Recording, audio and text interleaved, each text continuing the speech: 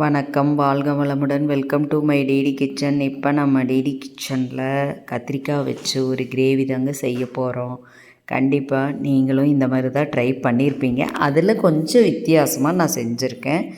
கண்டிப்பாக டிடி கிச்சனை பிடிச்சா லைக் பண்ணுங்கள், ரொம்ப பிடிச்சா கமெண்ட் பண்ணி ஷேர் பண்ணி சப்ஸ்கிரைப் பண்ணுங்கள் ஃப்ரெண்ட்ஸ். இப்போ வாங்க எப்படி செய்யலான்னு பார்க்கலாம். இப்போ பாருங்கள், பிஞ்சு கத்திரிக்காய்னா ரொம்ப பிஞ்சு கத்திரிக்காய் இல்லைங்க, ஓரளவுக்கு மீடியமான கத்திரிக்காய் எடுத்திருக்கேன். அதில் நம்ம இந்த கத்திரிக்காயை காம்பை மட்டும் கட் பண்ணிவிட்டு 4ஆக கட் பண்ணி தண்ணிக்குள்ளே போட்டு வச்சுக்கலாம். ஒரு சின்ன எலுமிச்சம்பழம் அளவுக்கு புளியை ஊற வச்சு எடுத்து வச்சுக்கலாங்க. இப்போ கடாயை ஸ்டவ்வில் வச்சு ஒரு 3 ஸ்பூன் தேங்காய் துருவல் போட்டுக்கலாங்க. ட்ரை கோகனட்டாக இருந்தால் எல்லா பொருளும் வறுத்ததுக்கப்புறம் லாஸ்ட்டாக கூட சேர்த்திக்கலாம். ட்ரை கோகனட் இல்லைன்னா நீங்கள் சாதாரண இந்த தேங்காய் துருவலை ஃபஸ்ட்டு வறுத்து கொஞ்சம் எடுத்துக்கலாங்க.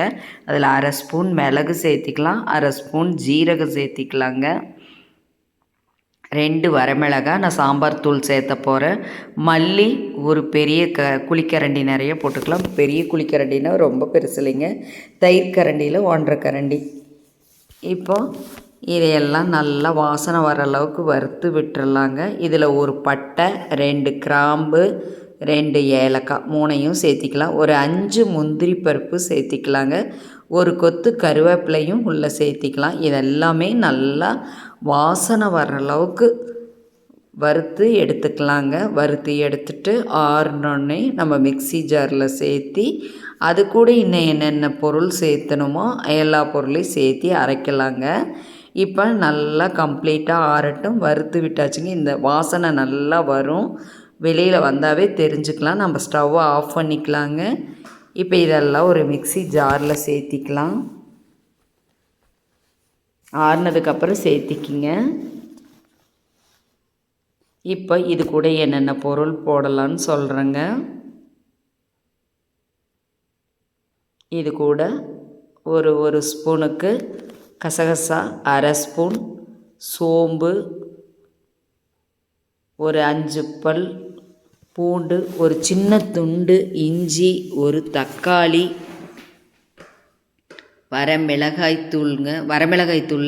சாம்பார் தூள் தான் நான் சேர்த்திருக்கேன். உங்கள்கிட்ட இல்லைன்னா வரமிளகாய் தூள் சேர்த்திக்கிங்க. கொஞ்சம் போல் மஞ்சள் பொடி சேர்த்திருக்கிறேங்க. இது கூட கொஞ்சம் தண்ணி சேர்த்திக்கலாம். நான் அரைச்சிட்டேன். அதுக்கப்புறம்தான் வெங்காயம் 1 சேர்த்திக்கிறேங்க. ஒரு பெரிய வெங்காயத்தை கட் பண்ணி உள்ளே சேர்த்திக்கலாம். இதை நல்லா ஃபைன் பேஸ்ட்டாக அரைச்சிட்டு வந்துடலாங்க. இந்த அளவுக்கு பேஸ்ட்டாக அரைச்சிக்கலாம். இதை நம்ம கத்திரிக்காய் கட் பண்ணி வச்சுருக்கிறோம் பார்த்திங்களா, அதுக்குள்ளே கொஞ்சமாக இந்த மிளகை உள்ளே தடவி எடுத்து வச்சுக்கலாம். அப்போ தான் ஒன்று கூட காரம் ஒன்றா வருங்க. அதுக்கெல்லாம் எடுத்து வச்சுக்கலாம். இப்போ ஒரு குக்கர் வச்சுருக்குறேங்க. ஸ்டவ் ஆன் பண்ணி அதில் 2 டேபிள் ஸ்பூன் நல்லெண்ணெய் சேர்த்திக்கலாங்க. நீங்கள் ரொம்பலாம் எண்ணெய் சேர்த்த வேண்டியதில்லை. இப்போ நம்ம இந்த கத்திரிக்காயை நம்ம உள்ளே சேர்த்தி நல்லா கொஞ்சம் ஒரு 2 நிமிஷத்துக்கு வதக்கி விட்டுடலாம். இப்போ இது கூட நம்ம கொஞ்சமாக உப்பு சேர்த்தி வதக்கி விட்டுக்கலாங்க. ஏன்னா நான் முதல்ல அந்த மசாலா ஐட்டமெல்லாம் அரைச்சோம் பார்த்திங்களா, அதில் உப்பு சேர்த்தி அரைச்சிருந்தா கொஞ்சம் கத்திரிக்காய் கூட சேர்ந்துருக்கும். நான் அரைக்காத மறந்துட்டேன். நீங்கள் அரைக்கிறப்ப கத்திரிக்காய் மசாலில் கொஞ்சம் உப்பு சேர்த்தி அரைச்சிக்குங்க.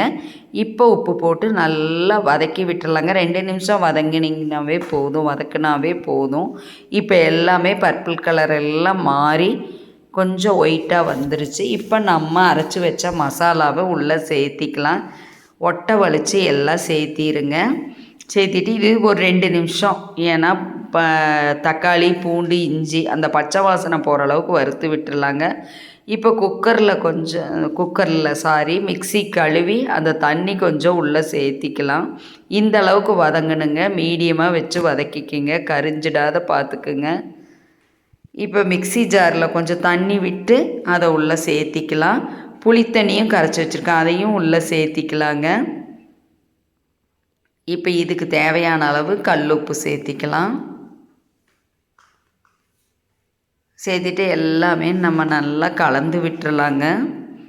இது நல்லா கொதிக்கட்டும். கொதி வந்ததுக்கப்புறம் நாம் கொஞ்சமாக பச்சை கருவேப்பிலை உள்ளே சேர்த்திக்கலாங்க. உப்பு செக் பண்ணிவிட்டு குக்கர் மூடி போட்டு 2 விசில் விட்டுறலாங்க. நீங்கள் பாத்திரத்தில் வச்சா கண்டிப்பாக ஒரு 10 நிமிஷம் ஆகும். இப்போ ரெண்டு விசில் விட்டு இறக்குனதுக்கப்புறம் ஓப்பன் பண்ணி பார்க்கலாங்க. ரொம்ப சூப்பராக வந்திருக்குதுங்க கிரேவி. நீங்களும் கண்டிப்பாக இது மாதிரி செஞ்சு பாருங்கள், உங்களுக்கு பிடிக்கும்.